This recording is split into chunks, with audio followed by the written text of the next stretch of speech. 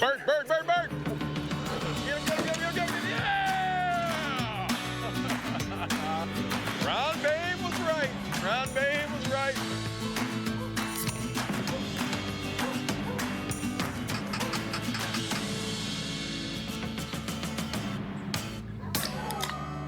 I'm feeling spry.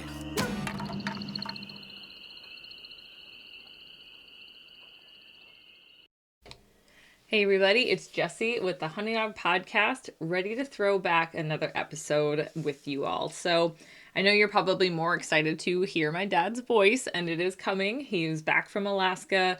The trip sounded like an absolute blast. I've seen a couple photos. We'll share some more of those today on social media, but I can't wait for him to share the stories because he just seemed so happy when he got back. Like it was the best trip ever. So very excited for him to share more about that with you all. But today, we're going to throw it back to one of the question and answer episodes with Justin McGrail, which is the other co-founder of the Upland Institute. If you don't know what the Upland Institute is, maybe this is your first ever episode listening to the Hunting Dog Podcast, or maybe you skip those intros. So if you don't know what it is pointing dog training direct to you. It's a professional video training series giving you the knowledge to be a better trainer and the confidence to bring out the best in your dog. And I'm starting to think I need my own hunting dog and need to go through it myself.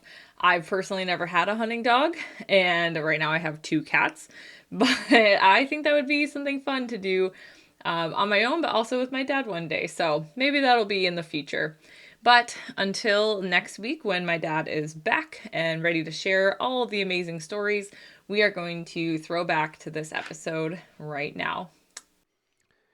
Hey everybody, it's Ron Bain with the Hunting Dog Podcast. This episode is brought to you by the folks from Synovitin. Now, if you've never heard of Synovitin, you're going to hear about it soon. And if you have a dog with elbow osteoarthritis, and that is very common these days in the sporting breeds, you're looking for something that's going to help him get through the season. And that's where Synovitin OA can help. It's a different way to relieve the pain that causes limping and lameness. Just one quick, non-surgical treatment can provide pain relief for up to a whole year. So if your dog's elbow pain has been keeping you and him out of the woods and all the things you love to do together, ask your veterinarian about Synovitin OA or visit activedognow.com/learn more. This procedure can only be performed by licensed veterinarians at veterinary hospitals permitted to use internal radiation therapy. On rare occasions, discomfort in the treated elbow has been seen in dogs that can last up to 72 hours after treatment.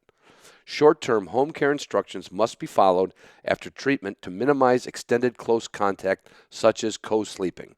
To review the full veterinary prescribing information, visit activedognow.com/cpinfo. And just so you know, co-sleeping means don't let them sleep in your bed if you get this done. Hey everybody, it's Ron Bain with the Hunting Dog Podcast. I am not in Kansas doing the question and answer program with Justin, but I am at Black Creek Dog Training Center with Justin. This is post-Kansas. I'll take full responsibility for that. In fact, you'll love this, Justin. I talked to Rich from CZ because he was 70 miles south of us. Mm-hmm. And the first thing I said, why didn't somebody warn me about these roads? He goes, you didn't go on an east-west road, did you? So he said.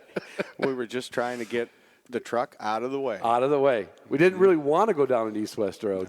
No. And as it turned out, we couldn't go down an east-west road. No. That was...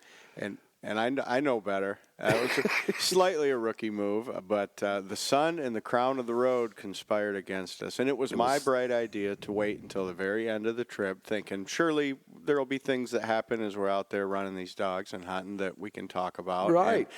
As it turned out, the last There's night stuff of the to trip, talk about. we were a little delayed. Right. And then you heroically said, come on, we can do it. I felt so good to sit down after the thought of possibly spending the night in the truck. Because for people who don't know where we were, well, we can't tell you where we were, but we were in Kansas. Mm-hmm. And it's not like a really highly populated area. You know, there's ranches, and ranches are big, and farmhouses are few and far between. And at one point, Justin said, well, I'm going to start walking to town. My first 3 calls went unanswered. Right. And I left messages. And that's when I started walking. When you pulled out your little notebook of all your ranch buddies, I said, oh, see, he's a Boy Scout. He's got this covered. Someone will be here in 15 minutes.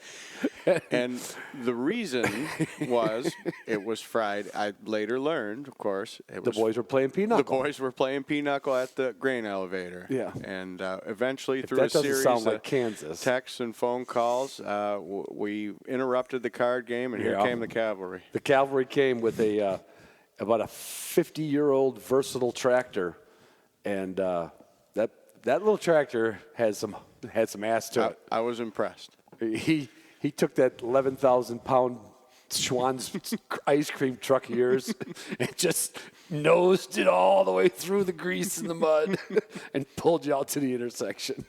And I made a mistake of not. I should have filmed the pulling out part. Yeah. God, I'm mad I didn't do it. Anyway, so we had a lot less time on our hands at the end of the trip than we thought we would. So anyway, here we go. I'll tell everybody about all my bird misses and my cigarette misses and stuff unless we have time. We'll go into that. But actually, this is for you, Nick Larson, who sent me just in a nick of time why he doesn't listen to the show in regular. He knew we were supposed to do this last week, and he says, "Do I still have time for a Justin question?" But I'm throwing you up in front because you're a fellow podcaster, Nick, and sorry everybody else. Says, thanks for having Justin on again. These are my favorite episodes. I'm not going to go into your compliment. Okay. What factors influence the way Justin approaches a dog on point while in the rough grouse woods? For example, let's say Justin is hunting alone with one dog on the ground. The dog goes on point. What happens next? Will he approach the point in a systematic way? For example, trying to circle ahead or cut off a bird? Or might he let the cover and the body dictate his approach? How does he read the cover, the dog, the wind, and all those factors to get in position for a shot on a rough grouse? Which I can honestly say I don't put a lot of thought to. Well, you should. Approaching a point can make or break your opportunity to pull the trigger. Yeah. You can approach point after point after point poorly, and you're going to get a lot less shooting opportunities than if you do it as good as you can. It's not always going to work. No, the bird's still going to win sometimes. Yeah, wind is not a factor for any of the birds I hunt, grouse or otherwise. Mm-hmm. I do not even play that other than as it relates to where my dog is, and wind direction. Right. We know where the bird somewhat is. The number one thing I'm thinking is escape route for a rough grouse. Which way is the likely escape cover? And if you're in a place you never hunted before, you just got to take your best guess. But if a lot of grouse hunters kind of have a lineup of their favorite spots, and if you hunt the same grouse covers season after season, you'll begin to notice they always tend to go that way when we flush them somewhere in through here. They have predictable escape routes. Yeah. And a lot of birds are that way. And regardless of what way you come in, that bird knows where he's going before he gets up. So you don't think we affect it as much? The birds got a night. We got to outthink the birds. They don't always. Sometimes they have multiple escape routes. Well, you know what I mean. Yeah, and I if you're suppose. coming from this way, he's got Plan B. Right. For us. You might have been in the way of Plan A. And that's why 2 shooters on rough grouse is always, the guy who causes the flush a lot of times is not the guy who gets the shot. Right. But I do a lot by myself, and you get beat a lot when you're by yourself with rough grouse. So maybe that's why Nick was asking the question. Sounds like he got beat a lot by I think a common thing, though, is, unless I have no other choice, I never come from behind the dog. Never come from directly behind the dog. So that grouse knows that dog is right there, and now Right. you're an additional source of approaching danger. Right. Yeah, you want to hook out and around in some fashion. Yeah. So then you are going to think escape route, but you're not going to think escape route by walking up the back ass of the dog. Never. No. You're kind of almost hoping to block the one avenue that would give you the other avenue of shooting. Yeah, and if possible. And the other thing I think is hugely important when approaching points, and a big mistake I see a lot, don't slow down and start dawdling. You're just giving that bird more time to figure out how to get out of there. Force him to flight. I've seen people pitter-patter really slow. No, that dog isn't pointing a grizzly bear. Get in there. and that's the thing, because you got to put pressure on that bird. Your dog has done his job. He's located a bird for you. Yep. And now it's your job to put him in the air. And you got to do that by putting pressure on him. If you get in there close to a point and you start dilly-dallying and dawdling, you're just giving him extra time to figure out how to beat you. And so, a nice steady boom, boom, boom, boom, nice steady walk approach to a point until you hear wings. Don't stop walking. So many people get in front of a dog on point and nothing happens and they stop. Okay. Don't stop until you hear wings. Yeah. And if you get to a certain point where, okay, maybe we don't have a bird here. Right. Or maybe it's a super tight sitting woodcock. Okay, now you should be well in front of your dog. Work your way back to the dog. Right. And then he said, if you have time for two, I think this is a good one because it's not in any of our questions.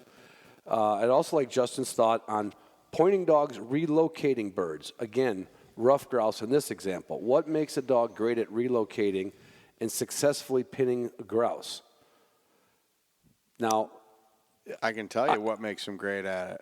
Genetics and experience. Yeah. And you need both. Yeah. Some dogs, no matter how much practice they get at it, they're just not very good at it. Really? Just And those are dogs that you would be better off that, hey, if you smelled them good enough to know they're around, you stay put and you let me really do a thorough flushing. Look for the bird.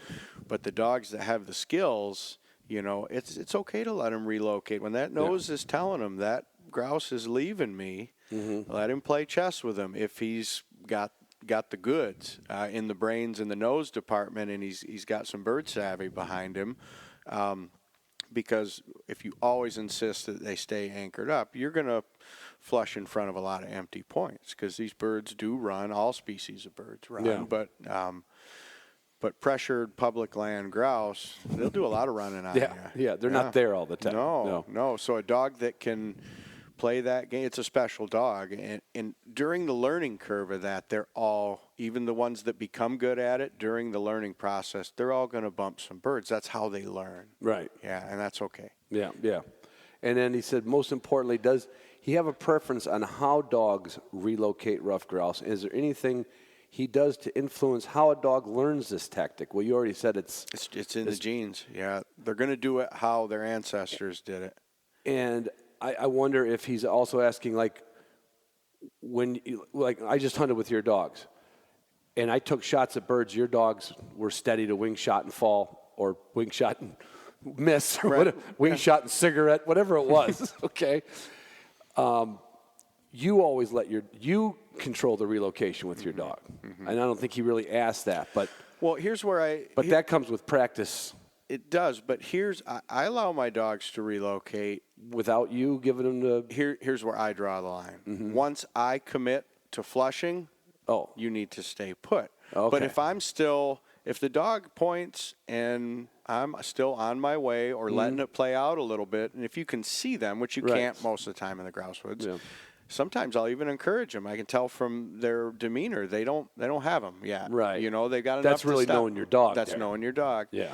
And if his nose is telling him they've been here real recently, but they're not here, I don't want him staying there. Right. Relocate. Right. That's relocating. So too. You're still climbing behind him and getting Let there. him go. And you watch him putting those little 5-6 steps on or whatever it takes. So, but once you get in front of the dog, that's it. Once no moving.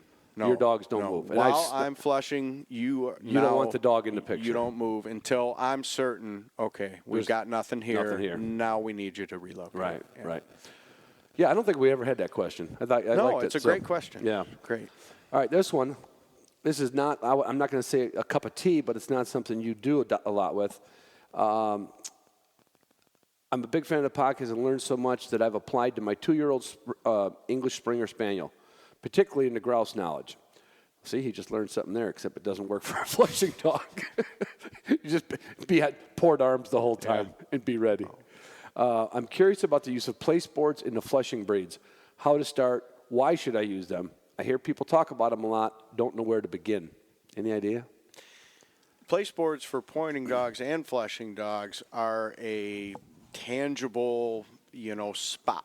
And so with the pointing dogs, people can use them for some early foundation whoa training. Yeah. And with the fleshing breeds, it'll be sit or hup. And then maybe that could be parlayed into some of the early steadiness with pigeons and a real setup type situation. But ultimately, you just got to work through those. Right. But they can help a dog grasp a new concept, what's expected of them, because it's ingrained and instilled in them that this is where I do this, whether it's sit, hup, or whoa. And you can use that throughout the dog's, off-season training to teach certain things.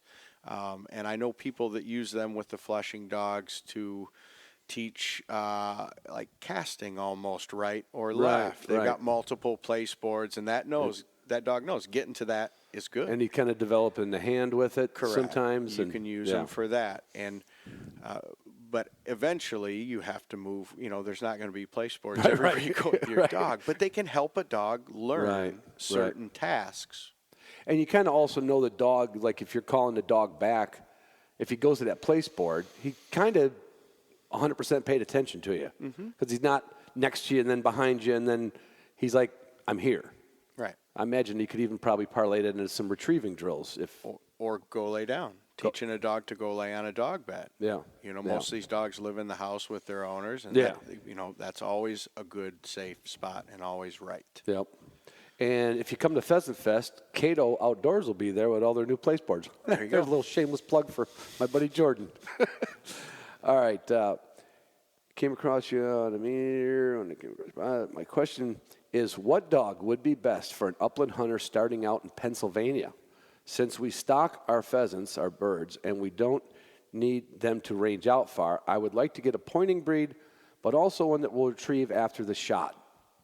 The lowest temperature we usually get is around 30. I don't know if that'll affect a short coat or a long coated dog. But we do run into an amount of burrs and, stick tights and stuff like that. And I know you can always shave a coat down, but, most people never shave their coat. I mean, some people do, but most people just deal with cupping them out. So he'd like a lot. I'd like a medium energy as well as a dog that I can leave for 8 hours. But we'll have access to a doggy door and backyard. I think that's any dog. Any dog. Any dog. Sure. So, I mean, there isn't a dog out there that shouldn't be able to spend 8 hours by themselves. Right. I mean, that's normal. Crate training and kennel training. Going on temper from my research, I found that the wire hair pointing Griffons, English setters, and Bracos are the most relaxed breeds, but will still get the job done. If I decide to go with a Braco, what is a reasonable price for a puppy? We just edited that out. It's too much. Actually, these days, I think everybody's starting to spend around $1,500 to $2,000 on a dog. So I would tell them not to be sticker shocked by that. It depends on the circles, you're shopping and the breed that you're shopping. Yeah. One field trialer to another is not going to spend. Those guys swap dogs. Swap back dogs, and forth, right. And they look at a lot of dogs. But most people are. If you think about it, I tell people the cost of a puppy, that's just a down payment on this whole deal. And so don't let a few $100 sway you one way or the other there. And then he mentioned English setter as one of his three. Yeah. It was? Yeah. Okay. Did he say like calm and relaxed? Yeah. I think he ran into a big old comfy butt. So setter at some point. That's why I circled back to that, Yeah. because within each breed, there's going to be that dog. You can't say they're all like this. Right, Yeah. right. You know what? I'm going to just take the rest of the question because I've told people this before. If you're in Pennsylvania and you really don't have a dog breed you're set on, you're inquiring. I've told people, and you can disagree with me or tell me where I might be wrong, Justin. I would go get to meet a breeder that's in some driving distance to you. Get to meet the breeder, and you'll probably end up getting to like the breed. Sure. I mean, because you've got a support team. If he's a good breeder, he's going to be there for you. He's going to want to know how his pup's doing.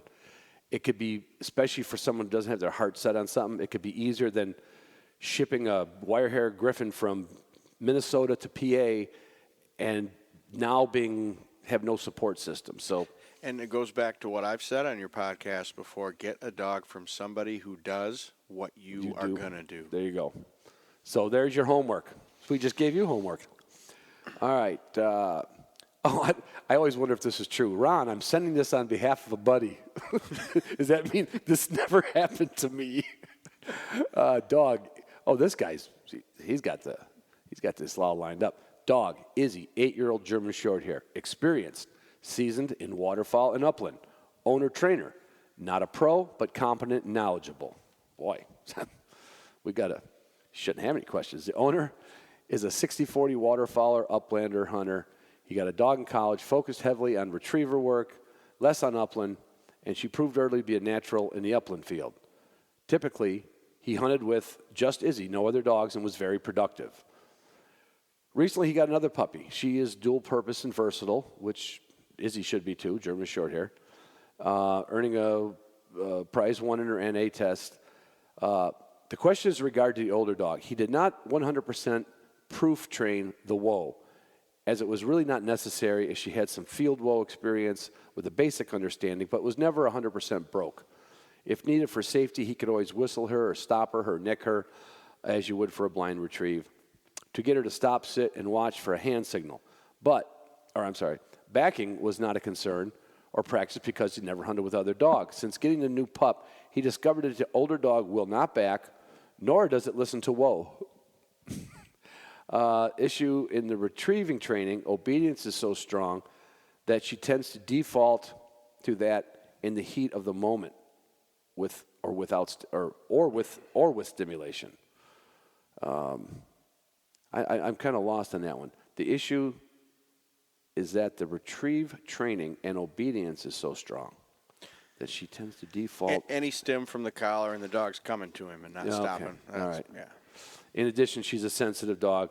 Not run back to the truck, soft, but a normal level 1 on a Garmin will also get her head to twitch. And what would be the best approach to collar conditioning, enforceable whoa in the field, and not undo the retrieving training and the bird drive she has? Wow. And I want to go back to the beginning, make sure I got this right. This dog said 8? This dog's 8, yeah. Okay. So I'm a go with the flow kind of trainer. We got an 8-year-old dog. Do you want to spend the rest of this dog's career harping on it? Yeah. And I wouldn't. You know, right. Hunt them separate. Problem solved. Yeah.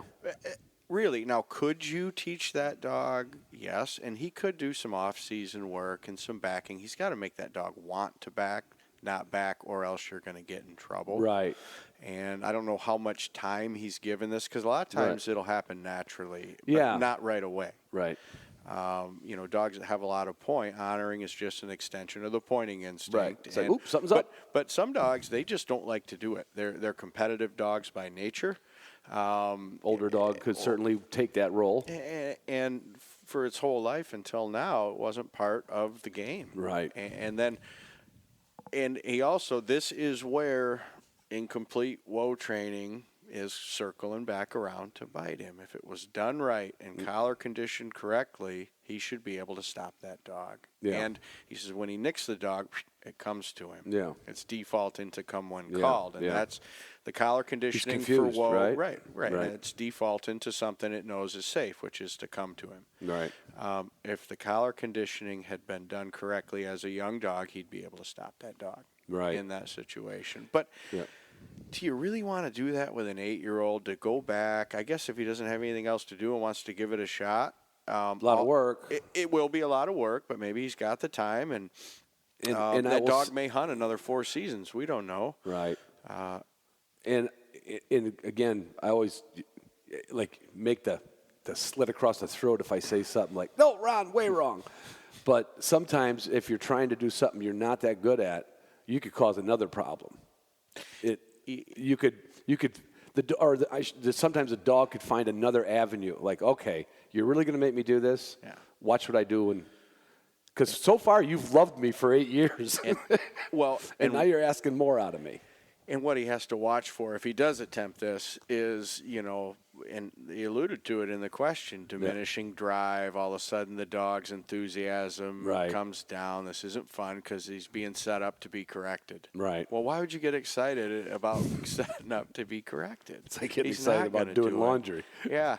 And I occasionally get somebody that'll call me with even a 6, 7, sometimes 8-year-old dog about something. I say, no, I don't want to take that on. I'm not going to do that to that dog. Just work with an 8-year-old dog at that point. And if it's, I'm curious, is the dog just going in front of it and pointing, or and maybe that's how they can hunt together. Yeah, could be. Yeah, you said he's not. He might just hog the point. Right. Which is still pointing. If he but still gets it, but if there's not enough room between the puppy and the bird, he comes in the front, sooner or later. then it's going to cause a problem. All right. This one, I don't know if we can even answer this one. I love the show. Just started recently listening, gone back as far as I can. I'm from Illinois, have done preserve hunts and state-released birds. Well, that's where I started, state-released birds in Illinois. For a little over 10 years and love it. I'm looking at getting my first bird dog, preferably a pointer sometime. Now, when he says a pointer, I'm assuming he means English pointer. Or he could mean a pointing breed, but some guys new to it use call that it term for any pointing dog. Yeah. In the next few years, either once my current dog passes or I get a bigger house. What is the best way to locate breeders in my area so I can start to look at what is available? I am lost on finding the breeders. I've hunted behind American Brittany's and GSPs and like both. Boy, I mean, I would have to say, Google's your friend there. Just in today's world, yeah. I'm sure there's a couple bird dog publications, magazines. There's probably still a few people that advertise in those, but everything really has gone to the computer land. Yeah, the best way to locate a breeder. I mean, well, he mentioned he's hunted behind short hairs and Brittany's that he really liked. Yes. Ask those guys, where'd you get your dogs? Yeah. It's really not. I know sometimes people. It's almost like going to buy a car. You kind of like, oh God, I got to go buy the new car. I got to see if I want the undercoating. Some people kind of. It sounds like he's just dreading the process. Only thing I would add to it is like, you may have to. Don't think it's going to be in your backyard all the time. No, it probably isn't. Yeah, doesn't mean it can't be. Right. But prepare yourself for like doing the research. Draw yourself a circle on a map and say, I'm willing to spend a weekend meeting different breeders and get a hold of them. That's all I could say. It's not a trip you have to make once a month. No, you just have to go and meet them. In fact, if you're sharp, you could take a Friday off and probably hit 3 or 4 places. And don't let geography be your deciding factor. Yeah. All right. Huge fan here from San Diego. Love your podcast. Love your dogs. I have a question for you. Have you ever done a podcast or episode on puppies and introductions to birds? I mean, I think we've covered it a little bit sometime, but I never did an episode on. Well, I did do a puppy episode with Al Harmeyer, Puppy 101. They could look that up. That's in the archives. I don't think I've ever concentrated on an introduction to birds. So he says, I currently hunt pheasants with a 2-year-old French Brittany. Have a second French Brittany coming in December. It's really hard to find training tips on starting your puppy. Basics to the bird introduction. I mean, we could do a whole podcast on that, but what's a good? How do you answer that? Introduction to birds. I don't know is he looking for when or how. The when is when I have a puppy that's bold and confident in the field. If you see any apprehension or uncertainty, he's not ready. Okay. Whether that's 4 months or 8 months. Right.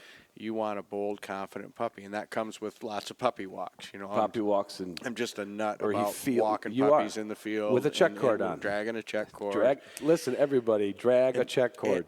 And I watch how that dog's response is to other non-game bird critters out there. Whether it's Tweety birds, a bunny that they bounce out of a brush pile. And you're watching all that stuff. Yeah, if they're pretty interested and get excited about that, maybe they're ready to see some game birds.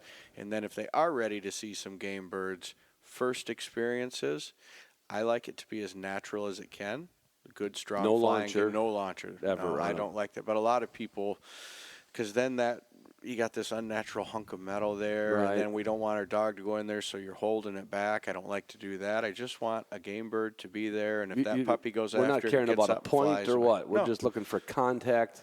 Wake up his nose. Yep, get some excitement going. And so take it slow, lots of puppy walks, and make it natural. Make it natural. Mm-hmm. Don't worry about losing a bird. Just walk him into it. Yeah. Don't panic if he doesn't point. Remember that one trailer I think I told you about? I think it was Gates or one of the guys. when he's they have the ability to keep all their dogs till they're, sometimes a year old, and different trainers will work them for a while. And I remember he goes, I like the pup that takes the bird out but can see it right through the grass. Like literally, he's not afraid of that dog taking a bird out in one bit. He knows dog's going to point later on. Yeah. So that'd be, don't panic. Yeah. A lot of people panic when the dog doesn't point the first time. A lot of people. Sure. Not myself, of course. Hello, Ron. As usual, I keep enjoying the podcast. Keep up the good work. I do have a question for you now. I have a pup, almost 6 months. Doesn't say what kind. Oh, sent a picture of it. I think, is that a little LM in there? Or a small mustard lander? Got your glasses on? Well, or an undocked short hair? I got this fancy headset. Oh, yeah. on here. Sorry, I we're feel using like headsets I'm flying today. a bush plane. Yeah, don't worry about it. There we go. We'll approach it. You're not going to. Is that short hair? I can't tell. What do you think? It's got a long tail. Oh, that's got to be a Munster line. It's got to be a Munstie. All right. Well, we had a nice little picture of it. I'm going to go Munstie. All right. I got to have a pup, almost 6 months old. Training is going great, or I think so. I have read the Green Book, and we are working on woe and basic obedience. I want to incorporate a whistle with my pup, but I've never done that before. I have read it doesn't matter what sequence you use on the whistle as long as you use it consistently. I was wondering if you have used whistles for your pups, and if you have, what commands did you use for them? And what was the sequence for each command? Well, I'm not real organized, but if you don't use a whistle, could you point me in the direction of someone who knows about it? I don't plan on having the whistle as my only form of communication, but he wants to know, starting with a whistle, I guess. What do you do with a young dog? Well, I teach them to turn on a whistle. That's all taught hands-on check cord work. Mm-hmm. Come when called, same thing, a whistle and verbal. And then you can teach a release, a go-ahead whistle. Just like a little. And that covers it, yeah. You just Turn, use different, yeah. Like a 1 for this, a 2 for that. Here's where you got to. I use a long, drawn-out whistle for come when called, and like one short to turn because I want it very black and white. Here's what I avoid, and I hear sometimes from people. Morse code. 1 means this, 2 means this, right? 3 means this, 4 means this. Yeah. Okay. Well, what if you do 2 and then he ignores that and you do 2 again? Was that 2 twice or was that 4? You think the waters can get real murky there. Like you say, Morse code all of a sudden. Right. So keep it very simple, the minimal number of whistle cues necessary. Yeah. And so for turning a 1 like toot. Yep. That's a nice. It's kind of the standard for pointing dogs, and the standard for flushers is 2. Okay. And that's because with the flushing dogs, 1 means stop and sit down. Okay. That's kind of the standard. Yeah, and I think I started that a long time ago. One blast was stop for whatever reason I did that. But keep it simple. Don't make Morse code out of it. No. And sometimes when I talk about whistle signals with a client, a dog owner, I can see him cringe. And that's because we've all been out there with that guy who's just blaring away on that whistle, and you just want to go home when you're in the field with somebody that's like that, okay? So I'm rolling my eyes from South Dakota and Taffy here. Yeah, it ruins to me. And it's interesting, the guys who use their whistle the most have the dogs that listen to it the least, right? That's why they keep railing away.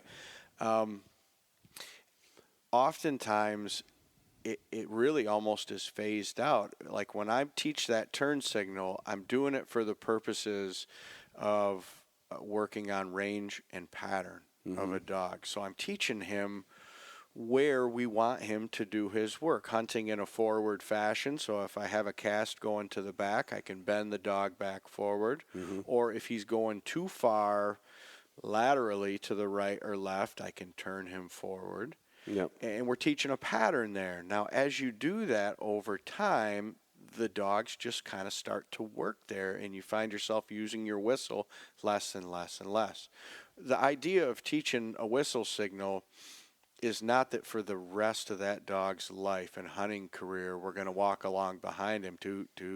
Right. It's a temporary tool to teach something. And as time goes on and his training progresses, you use it less and less and less. Right. And all the time when I'm working a young dog, I know it's working when I go to reach for my whistle to turn him, and just as I'm bringing it up to my lips, dog turns. So he's developed his range and his pattern. And he's learning. He's learning. Yeah. So I hope that answers. I can't go into all the sequences, and I think Justin made it right. It's the KISS theory. Keep it simple, stupid. Simple as you can. Yeah. I'll leave all the gushy comments about me on this one off. I've been. Well, I can tell you a little history about this one. This is the guy says, "Have you ever done a question and answer with Justin about English setters?" Mm-hmm. And I threw that up to Justin, I don't know, 4 or 5 months ago. I'd love to hear someone discuss the different lines of setters and even get someone's opinion on Llewellyn setters. And as much as Justin and I have been hanging around, he says, I don't think that's going to be an episode I want to do. And I say that only because I'm not an expert enough on the history of the hemlock type setters, the Rymans, the Llewellyns. I've trained setters of every background. Right. And there are some that are as night and day different from each other. They might as well be a different breed. Really? You know, they're all English setters. Right. You know, for they're people all registered English setters. Yeah, and you know, a Llewellyn setter is a specific family line of English setters, kind of like the Elhew bred pointers are a specific family line of a pointer. Yeah. Mm-hmm. But they can be very, very different. You know, some are pretty laid back and methodical type. I always call them, you know, the old style, big bone, old hemlocks. Methodical type working dog, closer almost working Brocco-ish. type dog, close working type dogs. And then there's some that hunt pedal to the floor and got more speed and range to them. Yeah. So unless I want to have a symposium of English setter breeders, you're going to need multiple people if you want true experts. Because you asked me, can you think of anybody? I says, well, I can think of people who know about these kind of setters. Or that people one. You're going to need a panel. So you had to pick the one breed out there that's got. I mean, all dogs have these variations. Of course they do. But I mean, setters are almost known for it. If you saw a family line or name, you'd almost say that's not going to be a slow working dog. Oh, for sure. Right. I mean, it's almost predictable. Like most of my, all of my personal setters kind of are all from the cover dog field trial lines. Right. You know, the grouse and woodcock field trial lines. Those are going to be a smaller dog, hunts at a run. Right. And they're not going to be the close, lopey kind of dogs. Right. But they could still do it in the grouse woods. Right? That's what they were made to do. Right. Yeah, slow and lopey is not good for grouse, in my opinion. Right. It's great for woodcock, and great for preserves, but slow and lopey is not a good thing for grouse. You almost got to scare that bird. Unless you're trying to hunt them like a flushing dog. No, that's what a lot of people are. But, you know, a lot of people talk like, oh, I don't want a fast dog in the woods.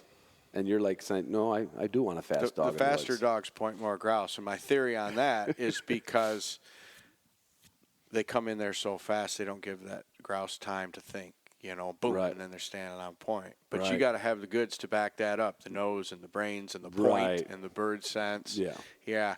But that slowly approaching source of danger leads to a lot of flushed grouse. Right. Which is why a lot of grouse hunters want That's their probably dog why I've shot a lot of unpointed grouse, because your dog's 20 yards in front of you. Yeah. Yeah. All right. My name is Xavier. I have an 8-month-old German Shorthair Pointer, which I want to develop into a solid bird dog. Do you have any books you might recommend? So far, we have worked on his obedience with some basics like holding and whoa. I've also worked with a dog trainer, but I really want to get more into depth in his training and have a better grasp on everything. I really appreciate any advice you might have for me. I think you've mentioned it before for some of your favorite books. Every time we do this, we get this question because people are starving for information. Right. And I always default to the old tried and true Delmar Smith's book. Mm-hmm. Can't go wrong with that. After we did the last one, I had forgotten anything ever written by Dave Duffy is worth reading. If people want to look up, I think he wrote a couple books. He was a columnist for Gun Dog magazine for a long, long time. Yeah. anything that man wrote is worth reading. That was a true, real dog, man. Yeah. Yeah, and he had a good way with words and a real Right. matter-of-fact way of spelling things out. Yeah. And so, You know, another book I liked, and this isn't probably so much a training book, was that Snakefoot, Making of a Champion. It just because I liked the way he wrote about his dog. It gave me insight to dogs, not insight to training. Yeah. It just gave me an insight to a guy who was waist deep into dog genetics and I was dog. just going to say, it's about genetics Right. more than training. But a I lot think, of times. well, you've mentioned it before too. Sometimes dogs just don't have the genetics, and I think learning from reading a book like that, you'll understand the importance of genetics. Yeah, you don't want to try and fight a losing battle. No. Right? But people do. Well, you need to understand you can only mold and shape what's there in that dog. Yeah. And do the best you can with that. Yeah. But at the end of the day, they're a product of their ancestors. Yeah. And so you want to do the best you can with what you have to work with, but don't waste your time on something. Right. Yeah, put your time where it's going to be of the greatest benefit. Yeah. And that usually comes after you're about your fourth dog and you figured out what you've done wrong over the years. Yeah. And but for a person's first time, they may not know that this dog has holes in their system. They just might be beating themselves against the wall. What am I doing wrong? What am I doing wrong? And they just don't realize that if somebody else were to analyze that dog, and you do those things with people. You've told me, people come over and say, I need what do you call it? Consultation. Evaluation. Yeah. And you've actually told people, I think you'd be wasting your money. Sure. After a good evaluation. So, anyway, I like that book just because it talks about genetics. You can always improve a dog, but when I say wasting your money, sometimes I'll say you don't need me. Right. I can't get this dog to do what you are wanting it to do because it just isn't there in the dog. Doesn't mean it can't be a good hunting dog. It just in some good fashion, average sure. hunting dog. Yeah. All right, Ron and Justin. I live in west central Wisconsin, near the Twin Cities. So he's over by La Crosse area. I have an 8-month-old Griffin. Thanks, Ron, for pointing me to Julie and Dave Carlstrom there. No problem. Julie, Dave, you're welcome. A little commission check might be appropriate there. Anywho, I'm surprised he wrote that. That's why I say that a lot. Anywho, my question is when we would go hunting, he did very well, in my opinion, at pointing. However, when I would shoot the bird, hang on a minute. However, when I would shoot the bird and not staunch dead-eye kill, he would go ballistic searching for the downed bird. But he would quit looking after about 3 to 5 minutes and just come to me and wait for me to walk around and help find the bird. That's kind of odd. I can't picture that.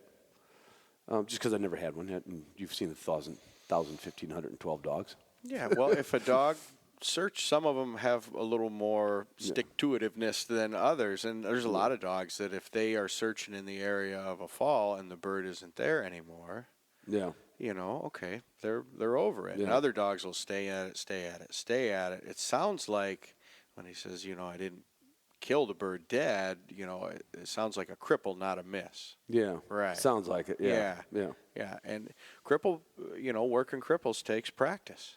Yeah. And that is not something I found easily recreatable in an off-season training scenario. Right.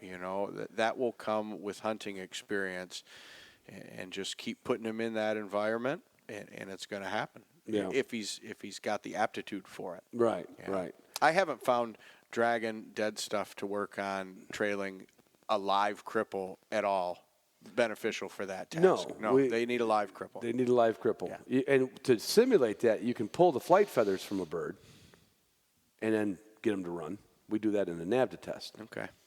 But we also do a drag, and the drag's got nothing to do with nose. It's got nothing to do with tracking. The drag is just obedience and cooperation. So when you drag something dead for your bird, you're not teaching him anything other than you see if he's going to go eat it at the other end of the line, basically. Okay. Yeah.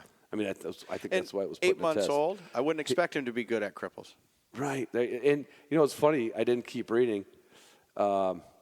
He said it himself. I know he's young, but I had asked the question. I know he's young, but I wasn't sure how to help with this besides more birds. So More hunting. More hunting. Yeah. More hunting. It's just so young. Yeah. I mean, 8 months is a baby.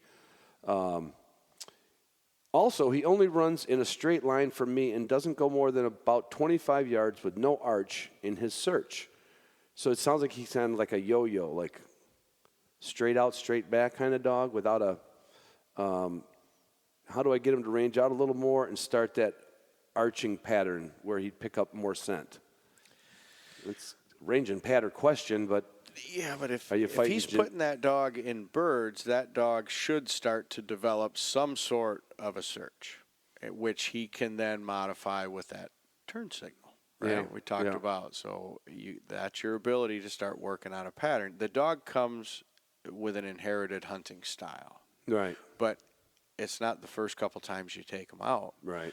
Now, what we don't know, we do know he's 8 months, so it couldn't have had that much hunting. No. Was it twice or 20 times? Both are possible with an 8-month-old. Right. You know. Right. And if but just keep running him and keep putting him in birds. It doesn't straight out and straight back is not. He has no kind of search going yet, and that tells me that he knows where these birds are, and he's walking this dog to the birds. The dog isn't finding them. Any dog that goes out 20 yards and comes straight back to you and goes out 20 yards kind of a and milk comes straight, route, isn't it?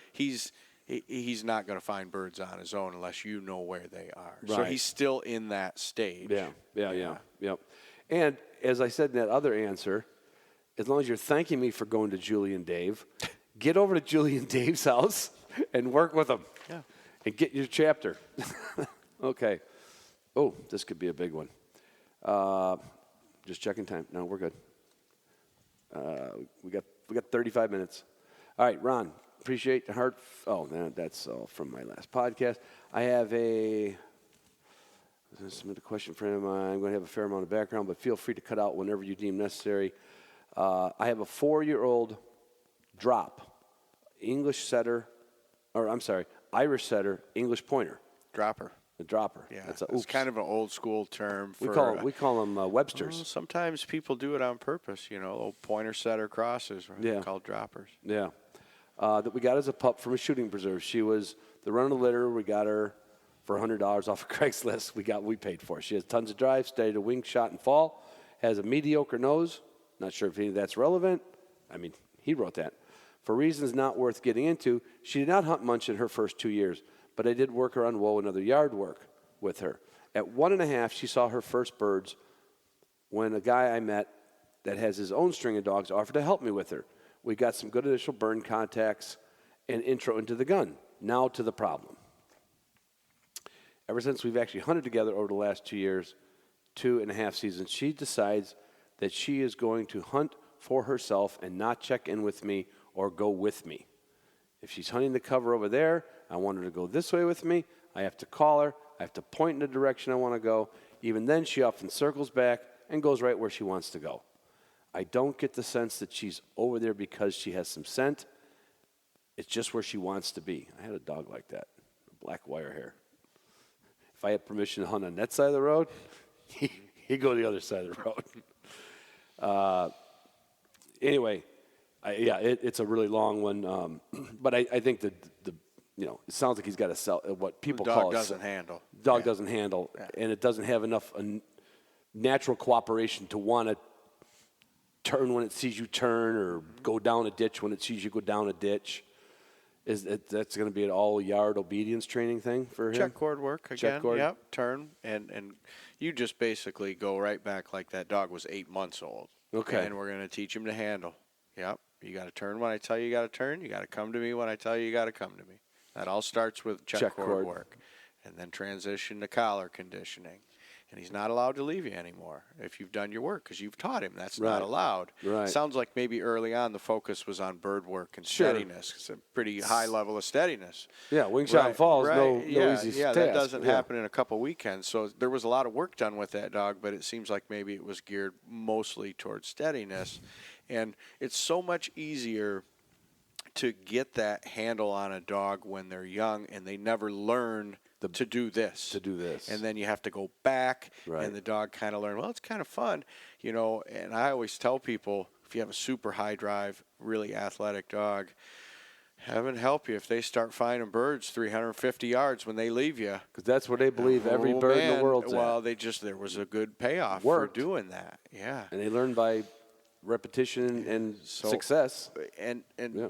some of the dogs I train and my personal dogs come from some pretty high-powered stuff. And on my puppy walks, I'm always watching and waiting for that first. But all puppies, regardless of their breeding, are very cooperative by nature. Yeah. They want to know where you are. They Right. want to know which way you're going. Yeah.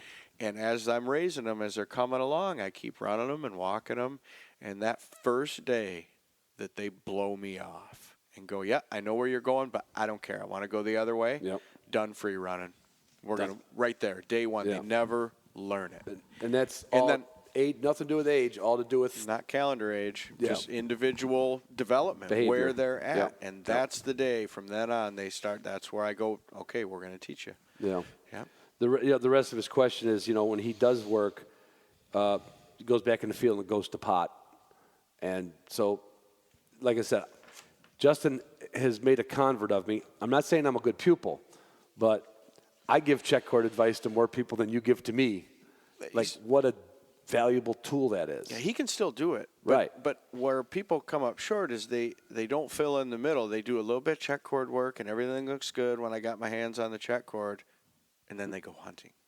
Yeah. Well, there's a lot of steps in the middle there Yeah. to make that transition from yard work to hunting, to make it smooth for you and the dog. But everybody loves to go hunting. So that's more fun than training for most people. Right. Or they squeak hunting in between training sessions, which And you just took steps backwards. It's just steps, yeah. Right. Yeah. And it's funny, he had a second page. I left some of it out. So he must listen to the podcast. Do I just need to go back to the training field with a 50-foot check cord and work going on with me over and over and over again? Or do I just accept the fact that I have a backyard bred dog that does what it wants to do? I'm going to go to this first thing. Go back to the training field, 50-foot check cord, over and over and over again. I find a 50-footer to be real difficult to work 30 foot? with. Yeah, at the most. 30? Yeah. Yeah. But then he's got to make that transition from there and carry that training forward into all these other So there situations. could be a purpose for it. And that's where the collar conditioning will come in. He can still do this. Yeah. But he's going to go through a period where, you're going to be training that dog and not hunting. Right. And making that out of his training field, bringing it to these other types of cover and terrain. And he's But still going gotta to have to watch. He's going to have to be on his toes when he first goes to hunt, too, though. Yeah. Yeah. Oh, sure. Everybody does. You got to enforce that as you hunt. Yeah. And I've seen you do it. I remember when we were training in the springtime with, I think, one of Brent's dogs. Oh, yeah. And I was like, what are you doing? Like, I'm still working around looking. The bird was already gone. Yeah. And you're working on the dog's overall steadiness. This dog hasn't been released yet. I'm still looking. And might even be shooting. And you're reinforcing that. In the real world. In the real we were world. working in the Grouse real woods world. that day. Yeah. All right, just started listening to podcasts, really enjoy Q&As. 28 years old, started bird hunting roughly 2 years ago. 95% of what I do is chucker hunting in eastern Oregon. I'm picking up my first pup in February, a GWP. At that time, he will be 6 to 7 weeks old. I've never trained a dog, so jumping into that world of information is a bit overwhelming. I will be joining NAVDA, but was wondering, is there a book or video again? We're back to the same thing, Delmer's book. And if you've been hunting chuckers, he didn't say he was hunting dogless, and kind of assuming Maybe he's got some friends with a dog. Yeah. Or some guys, Right. of all these species, there's guys out there just kicking around. Yeah. Maybe without a dog. But Yeah. it's probably Yeah. just because that's what he has. I will say when I judged in Utah, that NAVDA chapter, everyone where they were, that's all they hunted was chuckers. Sure. So you might very well find some really good chucker experience there that'll probably help you more than a book. I'm sure if he's in Oregon, he doesn't have to look far to find a chucker hunter. No, Yeah. no. And if you don't find one, call me, and I'll give you Phil Swain number. Probably get an email on that. Here's one for you. Quick background. Our Griff was 5 months old on the 24th. He's doing well on recall and has been on an e-collar for a month. All low stem. Blousy to reinforce the commands. Blousy. Blousy. I don't know what that word is. Velocity reinforcement. He has done great. We have worked on a blank gun, which we have when we walk and chase some birds. So far, only short blanks. Last time my girls let the dogs out, I remember this one. Last time my girls let the dog out, about 10 seconds later, the neighbor let off fireworks, not one, but it was a repeater. He took off, took 20 minutes to find him. Needless to say, he was timid all night. In the morning, he was scared of his own shadow. If the door shuts, someone drops a plate, almost anything. I remember your answer to this, and I think I might have wrote him something back, but your answer was time is your friend. Yeah, I mean, and in theory, if he has a very normal type temperament in that dog, he's going to be absolutely fine because it was confined to in the yard, a non-field gunfire. It wasn't blank gun, bird wasn't a flying in his shotgun, he face. wasn't hunting. There were Yeah. no birds. So that's in his favor. That's very much in his favor. Yeah. Situation and location thinkers and learners. All dogs are. And so I know all kinds of dogs that you can hunt over all day long, and they don't like fireworks. No. They might not like vacuums. They might not Queenie, like my old one I got thunderstorms. from Jim. Yeah, She stayed in that dog house for 2 days when it was 4th of July. sure. Hated it. They can't understand what's going on out there. Right. And so, but seeing that reaction in the dog Right. means proceed with caution. Right. Now, Take your time. yeah, he doesn't get a ribbon if he's shooting over this dog at 7 months old. It doesn't matter. We're not sending him an So, HTP ribbon. No. And this time of year, Yeah. everything is geared towards next fall. Yeah. So there's no Got rush time. here. Yeah. Yeah, build. Yep. It's all about confidence. Right. There's no age that you have to do this. Right. I've seen year-old dogs that aren't ready. Yeah. And I've seen 4-month-olds that will walk right through it, and you can just Doesn't fire matter. away. Doesn't matter. Doesn't matter. Yeah. Is that, to go off on a tangent, certainly, depending on dog's temperament, you could probably take any dog and make a gunshot. You could scare it to death of a gunshot. I mean, if you were purposely trying to do that. Sure. But the dogs that are, is there some dogs that the guys just get, they go out, they hunt, and do they just get lucky? Oh, yeah. You know, is that Sure. a lot more than I think? Because I remember my first few dogs, we weren't even thinking about that. We weren't thinking about introduction to birds and introduction to guns. We wanted an introduction to September 15th. Yeah. You know? And I think basically got lucky, you know? If the dog is a real high drive dog, bold, confident in any and all situations, a lot of people get away with it. Yeah. And get away with a minimal amount of introduction to the gun. But Right. I had a guy just this year, third dog, did the same thing he did with his first two. Kind of what you're talking about. Hey, just took him hunting, got him on some birds, shooting, make sure we hit the bird. Well, dog number 3, it bit him. He's got a gun, and the dog isn't totally ruined.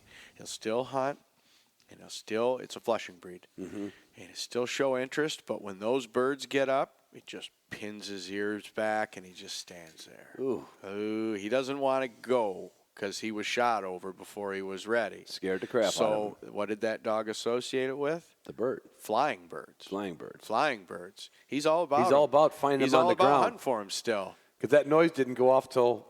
The guy was probably 1 hunt or 2 hunts away from ruining him. Right. You know? Yeah. But that's fit the example there that you asked about. Yeah. Is he did the same thing he did with his first 2, Right. and there were no problems. This has to be a good way to do things. Well, it worked. Right. He got away with it, yeah. Okay. All right. I'm 25 years old, live in Tucson, Arizona, and hunt quail, but want to hunt other upland birds eventually. Just got my first dog. He's a GSP, now 5 months old, and is incredibly talented. Over the past month, I've taken him hunting in the field a good amount, and he's starting to locate quail and has held point to flush very often and even point to shoot to a shot a couple times. It's incredible. Difficult part is when we go to track the bird, and he gets the dead bird in his mouth. He loves playing a keep away and bites the bird hard and eats the bird sometimes. I'm not sure if this is too much concern because of his young age, though. Do I need to take steps in correcting this behavior, or would you suggest letting it play out and he'll eventually get over it. He does play keep away with stuff around the house, so I know he thinks it's kind of fun. Yeah. He's 5 months old. Yeah, and he's already shooting quail over. Yeah, that's So- great. Yeah. Yeah, and so he lives in Tucson. His season is almost over. Right. Yep, it'll end, I think, not this weekend, but next weekend. Mm-hmm. So, take him out a few more times, let him do whatever he's going to do, and then let him grow up. Maybe you can work on that possessiveness with retrieving dummies and a check cord. Strengthen cord. your come keeps when coming up. called. So, well, that's your handle. You got something you can get a hold of, And then the being hard on a bird, chomping on them, puppy hard mouth. We've talked about that. Sometimes those puppies, the first time they get those, they turn into a little coyote on you. They're just ramped way up. Unless there's a genetic hard mouth issue present, Right. almost always that goes away as they grow up a little bit and get more and more and more birds shot over them. But that should come over time. He shouldn't run right out after the Arizona quail season closes and go buy some quail and try and fix this. Just wait. Just hold on. Just wait. Yeah, and keep your retrieving stuff with dummies. And then he'll know probably partway through next season whether or not he's going to need to intervene in the being hard, the hard chomping mouth, or eating chomping a bird. or eating. He'll know that partway through But next at 5 season. months old, that's not. Nope, see what happens. Was there any value? No, I kind of already contradicting what you said. So no. Well, I'm not what even- was the question? The question I'm was, well, and I think because I've heard people say like, well, what if I were to in the training season just deal with pheasants? Would he still be as hard? Is a quail so tempting that it's so little in their Small. mouth? Yeah. Is that a little bit It's easier to chew up a quail than a pheasant, especially if you're a puppy. right? Yeah. But you're not. We're not saying it's just still let this thing play out and evaluate it.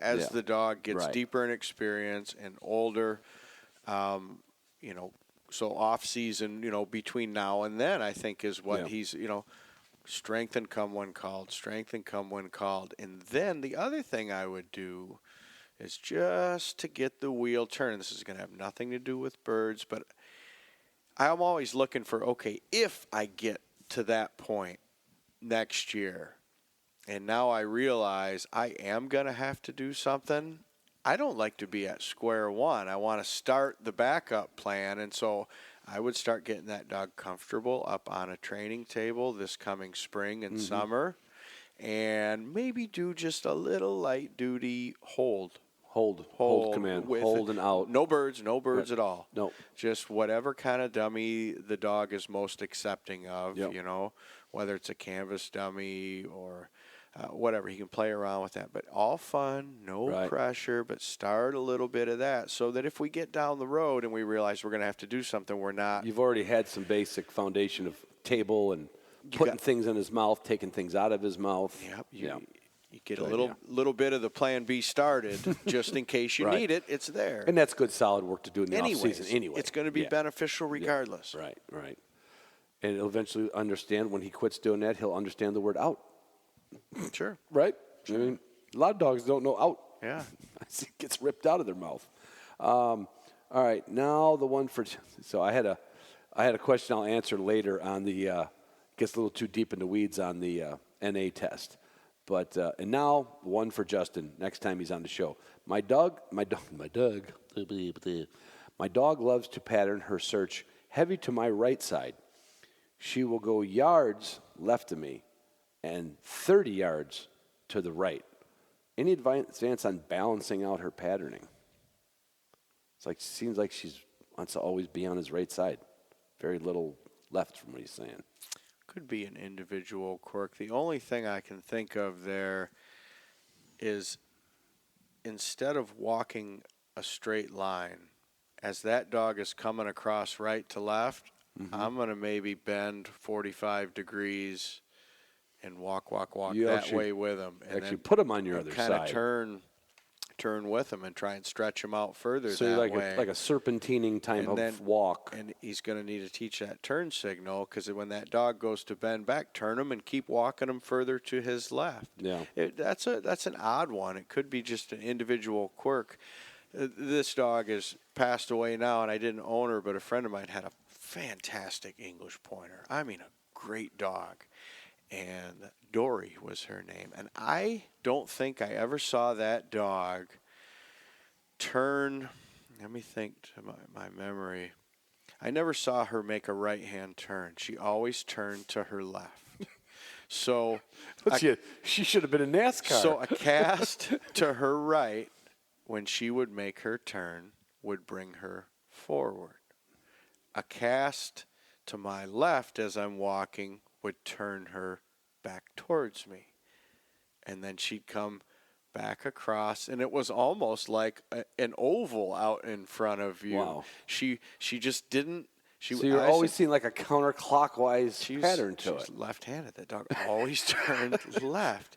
And every now and then you could get her to do it, or if she just kind of, through experience of her hunting experience, kind of teed into some cover, and there was absolutely nothing left, she would maybe go, but left to her own. But as soon as she could, she's back to left. That was in the genes with that dog. Yeah. Nothing you. And you know what? So some of these people like dissect all this stuff. It didn't stop her from being a phenomenal bird dog. That's just how she did it. Yeah. Yep. Yeah. And the great ones can do it a little funky sometimes and still get it done. Yeah. So. All right. I have a 1-year-old Brittany living on the coast of Maine. He's my first dog, and we just completed our first season. Overall, I'm happy with how the season went. I was able to shoot a handful of woodcock, a pen-raised pheasant, and even one grouse over his points. He will even retrieve birds, but is reluctant to bring them right to your hand. He's pretty well disciplined, comes when I call, pretty well good at staying in whoa and collar condition. My one issue I had with him is he does not range very far in the thick grouse woods. Typically, he stays within 35 yards or so, I would say. Checks in more than he needs to. He does start to range out a bit more when we start getting into more bird contacts. Ideally, I think I'd prefer him to range to 50 to 70 yards. He's on a GSP global GPS. position, GPS, GPS collar. So when I hunt, I largely give him free rein. I typically don't do a lot of recall unless I need to, such as getting him when it comes close to a road. Is there anything I can do to get him to range out farther? Is just this a puppy thing? Where his worried dad is going to do something fun without him. Definitely a fear of his. Can I expect with age and experience he'll start venturing out further? Yes, that's a fair thing to expect. Okay. As a dog accumulates more hunting experience and his confidence in his work, and it could be, it's, again, going back to no calendar age, a lot of 4-month, 5-month-olds, they want to know where you are. Right. Well, that same thing could be for a year and a half old dog as he becomes more confident in grouse woods, right? Thick cover. And all he can do is continue to hunt that dog. And as he matures and gets more experience, he should also gain more confidence and begin to venture out a little bit further, especially if the cover comes down. Right. Another season will really tell the tale. He could be a dog that's just his natural range. Right. And if that's the case, if that proves to be the case over time, there's no mechanical way to train him to range further, really. Yeah. That's just That's that. what it is. Yep. Let me see that one. Okay. I live and hunt grouse and pheasant northeast Wisconsin. In recent years, the wolf population has grown continuously in my favorite covers. I have lived and worked in Arrowhead of Minnesota Upper Peninsula and have seen their ability to adapt and thrive in many areas. Question I have is, what preparations or precautions do hunters do when hunting in wolf territory? Well, here in Michigan's Upper Peninsula, it should be on your radar when you go up there with your dogs. Do you run a bell or anything extra, or are you afraid that could call them in at some point? No, I always have a bell. I kind of don't use the beepers anymore, but there are people in the UP that wouldn't turn a dog loose without a beeper. Right. And their theory is that just shies those wolves up just enough. Now, doesn't he have a pretty close working dog? I think that's the biggest factor. Okay. For instance, Bayfield, home with my Lab Maya in County Forest. Lab. There you go. Yeah, which has one of the highest densities. I often carry my .40 caliber Beretta. That gives me peace of mind that 14 in a clip is better than 2 in my over-under. I have had encounters with them during deer season, and things are always tense, but always well with them getting skittish and moving away. I will admit they're beautiful animals, but my concern is when you introduce your foreign canine, your hunting dog, into the mix. Is there going to be a display of dominance? Although I hunt with close-working labs, can't imagine the anxiety of long-range pointers owners hunting in the grouse woods. Well, Michigan's Upper Peninsula, and the same would hold true for Wisconsin and Minnesota in places. It's not a place you want to lose your dog overnight. And the houndsmen are really the most vulnerable. Because their dogs are sometimes miles from them. They detach from their humans. That's their by job. design. That's what they do. Right. That's their job. Yep. And I think the baying, when they're running those wolves, is really almost calling the wolves. That's the kiss of death for them. Yeah. They're territorial. The wolves are. There's other canines in our turf. Right. Boy, with a lab, I would say he's in the safest dog owner category there is to go flushing out and dog hunt. range. And, they're right there with you. Right. And your dog at any moment should be able to be called in. It sounds like this guy is pretty heavily armed. So if he ran into that real fluky, sketchy and if the wolf, dog's really good, he's been gun broke or take a shot once in a while at the trees. I've heard of some fluky deals. I had one kind of weird encounter with a wolf one time, and I found my dog bolted, and we found him back at my truck underneath it. Right. And I know that was wolves. I know that dog inside and out, and he made it back to the truck. Before the wolf could get him. But that was, and I don't know that the wolves followed him. I just know he spooked out of his mind, and it was wolves, and we saw wolf tracks and the whole deal. So it's something to be concerned, but I don't know. With a lab, I wouldn't let it faze me one bit. Yeah, if you're a pointing dog owner in wolf country, I think there's some merit to sticking with the beeper collars. And, just why not play it safe? Because it sounds more like an automobile. It doesn't. To me, a bell could almost be the dinner bell. But for me, a beeper collar is such an annoying noise to me. I can't imagine a wolf would like it. I've heard of houndsmen starting to put beepers on their dogs. Really? Yeah, they don't need them for our pointing dog guy purposes, but heck just with thinking, I'd do it. All right, last one. This very, very exact here. We got a small Munsterlander, 17 months of age. Level of training is come when called, strong. Sit, stay, and heel, strong. Whoa, low to intermediate. Pointing, retrieving, waterfowl, no formal, just natural ability, keeping it fun right now. Game hunted, pheasants and grouse. Gun and collar conditioned. About 30 birds shot around this dog where I live in Minnesota. So he's done a fair amount of stuff, 17-month, year-and-a-half-old dog.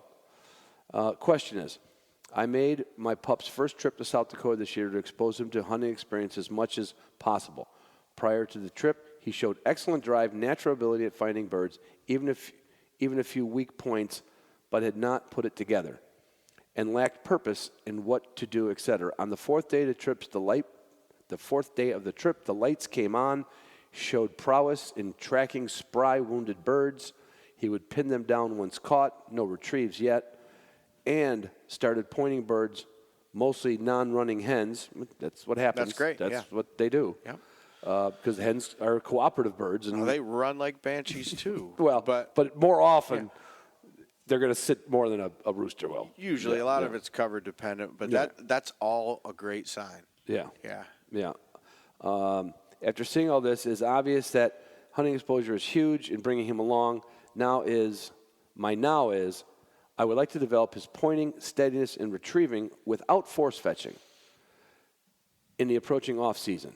He is very keen on what is the real deal and when we're at a game farm or training setup scenarios.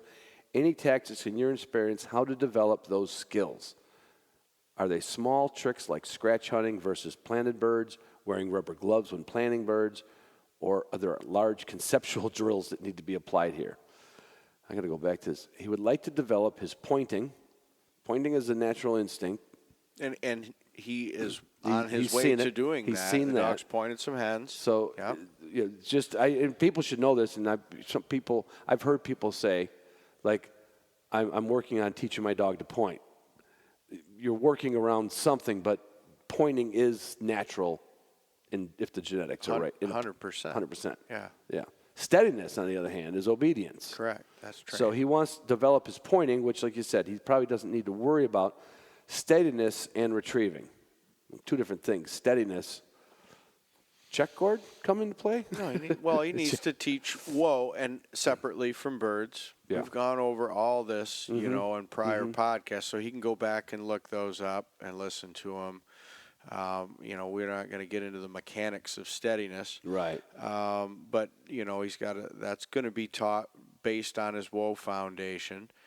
The retrieving, he doesn't want to force train the dog, so he's going to nurture the natural retrieve that dog has. Mm-hmm. He mentioned scratch hunting versus planted bird hunting. There is a benefit to that, very much so, and it's something that a lot of people don't think of.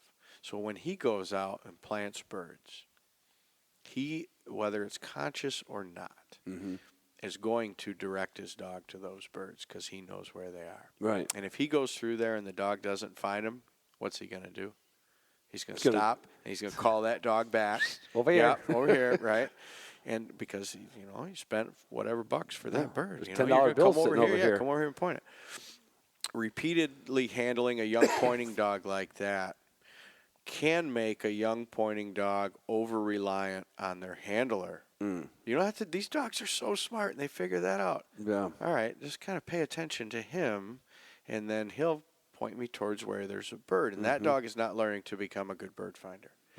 If he's going to scratch birds, for anyone who doesn't know, that's a shooting preserve industry term for, hey, just go run your dog and see what you can find. There's probably some birds out there. Yeah, and if you shoot one or two, that's what you owe us for. Right, yeah. And so in that environment, he doesn't know where they are. Right. And he's just going to be like he was hunting. So that would be better for developing a real bird finding thing. Yeah.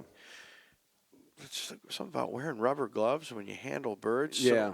So, I have planted, I don't know how many thousands and thousands of birds in my life. Tens and tens of thousands. Yes. Yeah.